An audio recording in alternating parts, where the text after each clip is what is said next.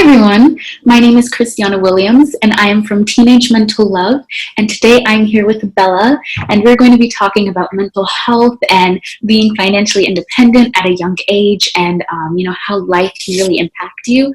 I started this site and this platform mainly because I know that so many people out there are struggling and they need someone who's there for them, and I really wanted to show people that they're not alone, they're loved, and someone will always be there for you. So I will link all of Bella's information down below, her TikTok, her Instagram, and everything. And I will also link my Teenage Mental Love website down below as well.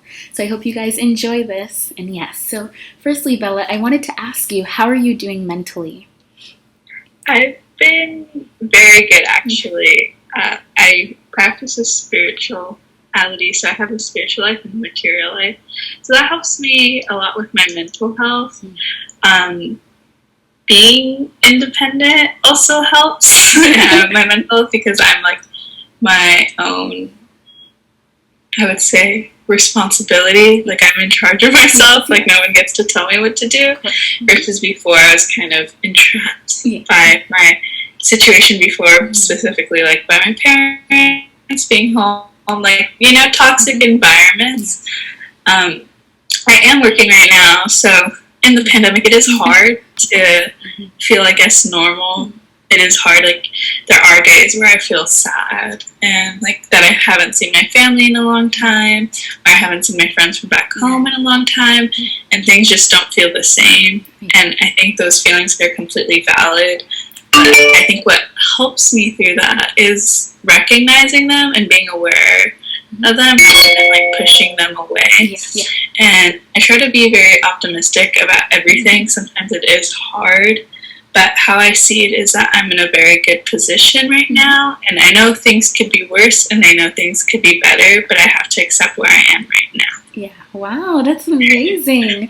I love that so much. And I also wanted to add with that, with what's going on right now, that is so true, especially with people not being able to visit anyone from their family, especially if they live across the country or overseas or something. And I know that's really, really, really impactful. And when you were growing up, did anything like ever, because I know you talked about your family, and did that really seriously affect your mental health, like impactfully, and affected your mental health when you were growing up? Yes, so I've went through certain experiences at a young age, just kind of constantly, and those could either be positive or negative for anyone, and those definitely shape how we view everything and how we view ourselves and how we, like, I guess, just intake the world, and it just affects our mental health. Even if you grow in a positive environment, you can still feel a certain way about certain things and have these feelings that are more, I guess, sad rather than happiness, and then those are still completely valid no matter how you grew up. Just in my situation personally, the experiences that I went through, good and bad, sometimes more bad than good, definitely brought me to where I am today. In hindsight, it's definitely shaped me, and I'm grateful for them now. Maybe at the time, or even like 6 months ago, I resented like all of it. I was like angry, kind of like, why would this happen to me? Or kind of like, I guess, angry at the people involved with it too. But I realized if I didn't go through that, I wouldn't be able to be where I am today. For sure. So I feel like we kind of have to experience those things to kind of form us and shape us. Yes, definitely. And I love that so much. And I feel like a lot where you grew up and the environment that you grew up in can really define who you are, especially with your mental health, with your life, how you, act and portray yourself. I realize that's very, very impactful. And did you ever feel overwhelmed when you were younger? Did you ever feel overwhelmed in the environment that you were growing up in? Yes. So my parents were both teachers. So in school, there's always a lot of like academic pressure, and there's always like a pressure to kind of conform to like what they had wanted for me. Mhm. And it became clear, I think, for my parents and for me that I wasn't turning out the way that they wanted me in high school. So there was a lot of like kind of teenage angst. I mean, I'm still technically a teenager, but looking back, I'm still going to call it teenage. But there's still a lot of like kind of angst and just like rebellion. And that obviously wasn't healthy. And there wasn't really any sort of set like communication skills. So that definitely put a strain on our relationship. So I would definitely feel overwhelmed at times. Like I'd feel overwhelmed regarding school of what they had expected from me. And considering that they were teachers, a lot of my teachers would know my parents just because they were teachers for so long. So it kind of interconnected. And it would kind of suck because it'd be like, I can just tell your mom about this, or like I can tell your dad.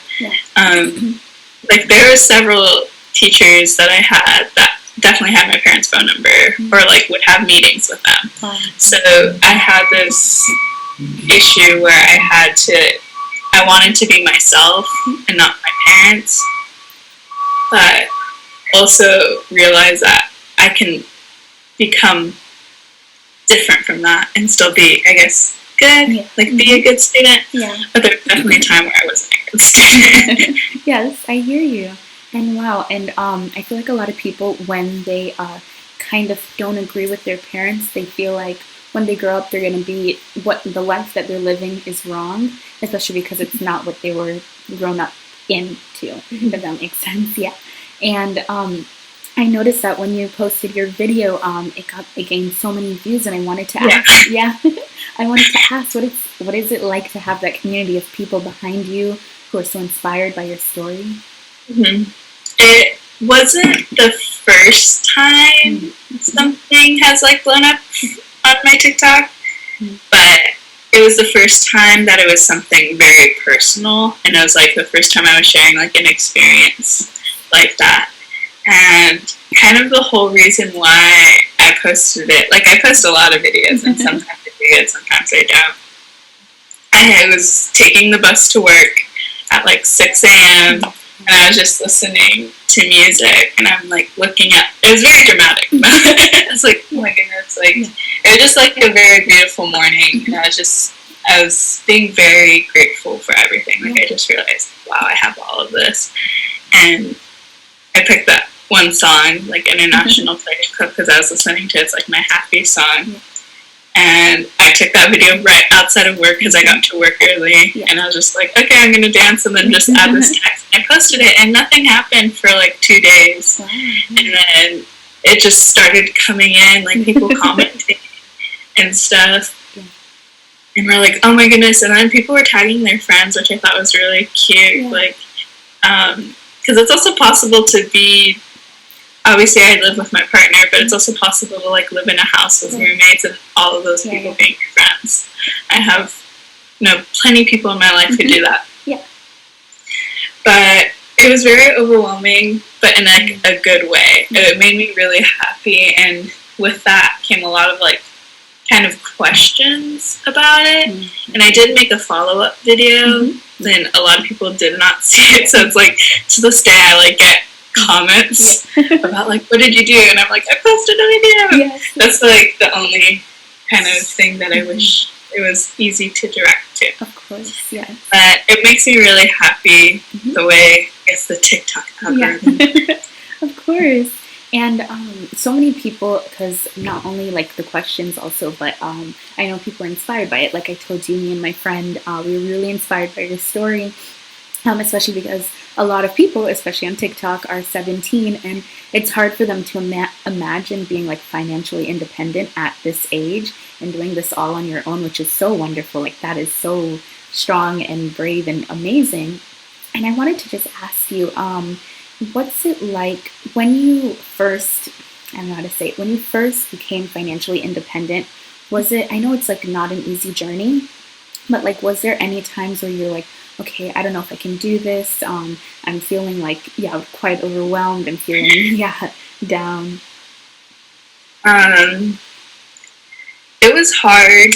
I mean, becoming financially independent was definitely like a journey of stepping stones for me to fully become. Like the biggest in high school, I was making the steps, preparing for that, and gaining the skill I needed to do so. But it wasn't really until I got to college where I needed to do so, and like it kind of just was like pushing me like over the cliff. Like it was really small things. Like I had forgot to bring my pillows for college. Or I didn't pack them, and they got lost. None of the stuff I own is at my parents' house, so, but I had brought everything with me to my college, like dorm apartment, and I didn't bring pillows. I'm just bringing this up as an example. And my parents were there the day like of the move-in, but they didn't stay for long because they had to go. And they're like, "Oh, we'll give you money for the pillows, but everything else you have to pay for." It's like, okay, that kind of sucks, like, because there's still a lot of stuff that I didn't realize I needed. And I did have my own money, but it was kind of then it's like, wow, this stuff is expensive to get. So it was kind of the stepping stone of it. And also, I think it became harder when I started working 5 days a week with school, especially first semester. I was questioning it a lot because I had already set the goal, or we had already set the goal with my partner, that we wanted to move in together afterwards, and even thinking of moving earlier than that, like early January, February. It didn't end up happening, but it was still like in our mind, or at least my mind. And it was really hard working in school, and it was kind of just realizing the priorities and goals, where I was working only 3 p.m. to 11 p.m. Like, and those were my everyday work shifts. So I'd work Monday, Wednesday, Friday, Saturday, Sunday. I'd have Tuesday, Thursday off, but the reason why is because I had the most classes on those days. So I would commute to work, take public transit, get there normally after class. I'd eat at work, like have my lunch, and then still have like dinner at work. And then I'd get off of work at 11. My boyfriend would come pick me up because it's late at night. We're in the city, you know. And then we'd still take transit back home, which is like another hour to hour and a half, depending on the timing of everything. So we'd get home about midnight. We'd average on midnight. And I'd still have schoolwork to do. So we'd stay up together till like 2 a.m., 3 a.m., sometimes even 4, depending on the workload. And then we'd go to sleep, wake up at like 8 or 9, and like do it all over again. We were both working. And that was really hard, because sometimes you'd just be so tired and questioning like, oh, is it worth it? Like, is it worth like saving this money, or just like not having certain social life aspects, like going out with your friends? Like, there's definitely things that I got to experience, but compared to other people, it wasn't as much. So it was hard making that decision, and sometimes I definitely was doubtful if I was doing the right thing. Obviously now I know I did, but in that moment it felt very hard, and that I didn't have that much support other than myself. Of course, Wow, and I also wanted to say, when it comes to someone doing something like that and working so hard and trying to find the motivation to keep on doing that, it really does take a toll on someone's mental health. And I know that can be so, how do I say, like, it can really pressure you. It can really show to people that, you know, like sometimes they don't really have anyone for them. And when time gets hard, like, you know, who can you turn to? And I wanted to say, when it comes to social media, I feel like that can kind of play a role, because like we see so many people like living the luxurious life, and when you have to work so hard for it, it's sometimes like, wow, how do they get it so quick? But you know, for some people, they have to work so hard. And I wanted to ask you, do you ever feel like maybe social media can be a toxic place, especially when it comes to comparison? 100%. I think the biggest comparison is obviously like a visual comparison. At least for me personally, I never feel like, oh, like I wish I was able to buy that. I feel like more so I compare my body, and I think the biggest issue with social media is comparison, like with your body image, and that's something that I think I've always struggled with. And I would definitely in high school compare myself to my friends, and I grew up in a city also where there was a lot of heavy culture around your physical appearance, and that never really helped. But here I feel like in San Francisco it's a little less focused on that. At least that's from my perspective. But when you go on social media, you see it all the time. And I think it's not to put the person who's posting themselves down or like a certain thing down. It's more so an issue on like fixing the relationship you have with yourself.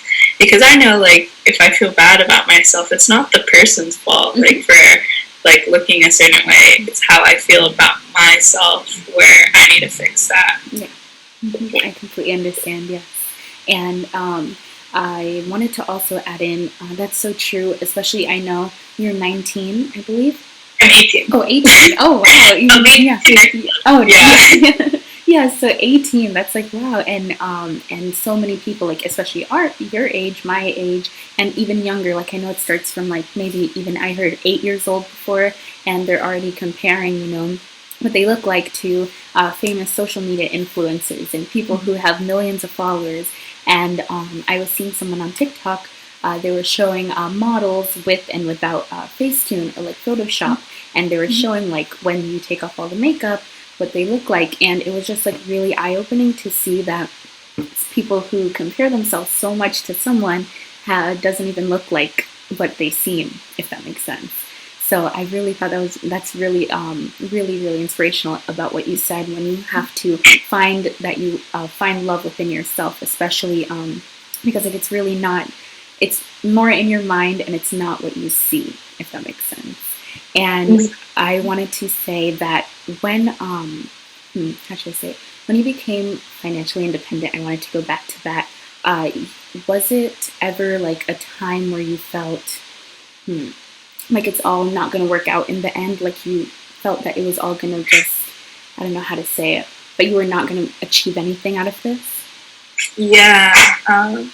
Well, from the start, my parents said that they weren't going to pay for like my tuition or like my housing, so that meant I had to take a loan. And I couldn't have them co-sign the loan either, so I had to get a co-signer from another family member that wasn't my like immediate family, like it wasn't my parents. And I was taking, obviously I'm in debt, so, but I think every student will be in debt. We shouldn't be though. Yeah. That's the big deal. We shouldn't be in debt for going to school.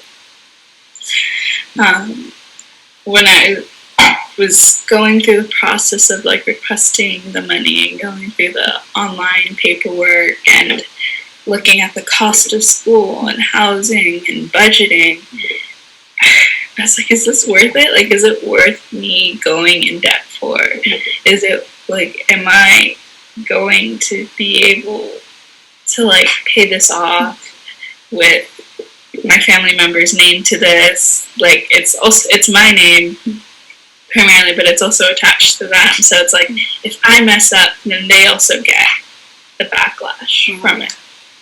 So there's almost kind of like a guilt from that. Like, is it really worth it? Like, I know not everybody does this. Most of the time, people get financial aid and they're able to get support from their parents. And like, I was even offered a better loan through my financial aid, but since it was considered a Parent Plus loan, which I don't know if you're getting ready to go to college or anything, but you might know what that is from FAFSA. I had to reject that. So it was kind of, I had also felt very, I guess, in the slump of comparison at that time too, because this was at the end of my senior year, and like summer going into college, like the beginning of summer, when I had to figure out the financial situation. Like I was constantly comparing myself to others, where I was like, oh my gosh, like all my friends like have their parents supporting them, or like they're able to get real financial aid. And since I'm not getting real financial aid, most people assume that my parents are supporting me because they have the capability of doing so. And I just kind of felt like I had worked very hard at the end of my high school career to prove myself, and that I still had to continue doing it, specifically to my parents and also partly to myself. And it was very challenging to be in that mindset because it definitely brought me down. I was like, kind of like, why is this happening to me? Like, why can't it just be a situation like everyone else? For sure. But at the same time, if I didn't have that like circumstances beforehand, I wouldn't be able to be financially independent. I wouldn't be here today. So it's like kind of a blessing in disguise. Yeah. But it was definitely tough to go through when I was experiencing it. Yes, definitely. And I want to say when like you see like your friends or anyone at school, for example, like posing with a brand new car for their Sweet 16 or something, and they have something else, and you're just like, wow, you know, it's someone has to work so hard for that, and some people can get it handed to them, which is totally fine, of course. Like it really shows like you have to be determined and you have to keep on working. And was there ever a time that you felt like you might eventually go back to living with your parents or asking them for financial aid? Or you just never wanted to do that? Especially with COVID, I had thought about it. Like when school shut down and like everyone was running home, I had thought about it. But my situation was also specific. Like I didn't have a lot of people go to college and they have their room at their parents' hostel or like their space. Like it might not be a room, people share rooms, or like their items back home. Like I had left for college, leaving nothing behind, and like I had left for college, like my room being taken over. So like for me, going home wasn't really an option, and I realized that kind of quickly. Like I was like, I had lived with four other people, and they were all going back home. I was just kind of by myself at this apartment for a while, and a lot of them didn't want to go back home because of their family situation, which is understandable. But again, it was their parents making the decision because their parents were paying for their housing and tuition. And like I know my dad wanted me to come home, but I was like, I'm not going to come back home. I'm working and I'm paying for this. So it was definitely my own decision, and I did think about it, but it also just kind of wasn't realistic because the circumstances, like in the hypothetical sense of me going back home, I'd still have to sustain myself. Like I had my student loan to pay because that's also what I had chose to do, like to pay it monthly. I had like my phone bill, and then like my personal my personal spending if I were to go back home. But then I knew it wouldn't be with my parents. It would be probably with like a family friend or my grandmother. But then my grandmother's at risk, so it's like I can't be working and then going in and out of the house. Yeah. So it just didn't really make any sense. And maybe the timing of it all with the pandemic and me trying to find an apartment and like moving from like a college housing situation wasn't the best, but it kind of had to be done either way. Yeah. So it was either like it's now or never. Yes, of course. Yeah. And that's so amazing that you think, like I know some people are they think when it's coming at the time, and that's really productive, and I really love that. And I wanted to say, do you have any advice for anyone who's struggling, they're really trying to move out of their house, or they're really struggling with something? Any advice of like working, finding a job in the workplace, or like just mentally how to be stronger and brave? I would say for the financial advice, we're trying to like move out of a toxic environment. Um, like even if it's your own parents, like I think it's possible to still love and like appreciate your parents, but know that they might not be the best for your mental health. Um, so I would say realize that it's not going to happen. Like realistically, it wouldn't happen like within a span of like a couple weeks unless you have the money saved or something. But I would say the biggest, and there is some tips in that TikTok video, is like set the, or I guess maybe a better way of saying, like plant the seeds for you to be able to do so in like a matter of time for you to like kind of grow and leave out of that big space. Like you want to start like, you can't be financially independent without like some at least money saved up. Like it would have been impossible for me to move into this apartment you see without me saving my money. It would, I guess I would also just recommend like building your work resume, because I was kind of able to get my job and become, I guess, a desirable to my employer because of like the experiences I had. And people should also realize that it doesn't have to be purely like work. Like you're getting paid to do so. In high school and like in college, even like my first semester, I was doing stuff on campus. So when you do that stuff and take leadership, you're able to put that stuff on your resume. It's completely like 100% valid, and a lot of people don't do it. But it's a smart thing to do because it's something that you're not going to, not get paid for, but it's also like might be fun. And then it's like experience building. And when you're in interviews and stuff and you're getting asked questions, you can definitely use those experiences. So it was something that I had done. I definitely talked about like high school, like clubs or like college experiences in my interviews and trying to get a job in college. So it kind of played out. And then for like mental health advice, I would say recognize where you are now and be aware of your feelings. Like if you're feeling sad, depressed, or anxious, recognize those feelings and don't ignore them or push them away, and realize that those are valid. When I would experience stuff like that before, I would think that they weren't okay. Like I shouldn't be feeling this way. Like, oh, I have everything, or like everything good in my life. Like, you know, I have my parents, I have a house to live in, and I get food. Like I shouldn't be sad. But sometimes we can still feel sad about other things. So I feel like don't try to invalidate your experience within yourself, and try to do something to honor yourself. Whether it be like self-care, self-love, putting aside time for you, being surrounded with positive people or things.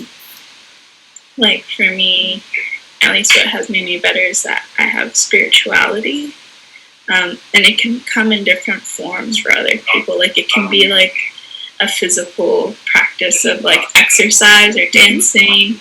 It could be hanging out with a certain group of friends. It can be like reading, watching a movie, listening to music. It comes in different forms. So you shouldn't be narrow-minded when you're thinking about making some sort of like self-care or self-love routine. Yes. And it's also like a growth process. Like you can't expect it to happen overnight. Yes, of course. Yeah, and that's wonderful. And I really love that advice. And I really want everyone out there to know that please don't invalidate your feelings. For example, some people grow up in an environment where mental health isn't like they don't talk about mental health. It's not it's not seen as something that's really important for some people, but it really is something that I really know that a lot of people do go through, and it's really hard for them. And I hope that everyone out there knows that no matter what you're going through, that someone will always be there for you, whether you're, struggling, or you're trying to move out of your parents' house and it's been hard. And yeah, you're always there for someone, will always be there for you. And that's why I really did start this, because I really wanted to reach out to anyone out there who is going through something, who's struggling, and I really wanted them to know that no matter what, you will always be loved, you're always valid, and you're always worth anything. So yes, and I wanted to say thank you so much, Isabella, for being here, for letting me interview you. I had a wonderful time. And anyone out there, I will link all of Isabella's information, her social media, and I will link my Teenage Mental Love website down below. And if you guys want to see more about her journey and how she became financially independent, definitely check out her TikTok, and she talks all about it and her spirituality and everything. And it's just wonderful. And thank you guys so much for watching. And thank you so much, Isabella, for this wonderful opportunity. And yeah. Just a really quick note for anyone who watches this and they're feeling like they have any questions, please reach out to me. I read my DMs. That's how I found out about it. So, especially if you just want to rant or something, or just you guys, I definitely have those open. So, I've definitely talked to people online that I've never met and help them, or try to, and vice versa. So, thank you for this. I love the meaning behind all this. Thank you.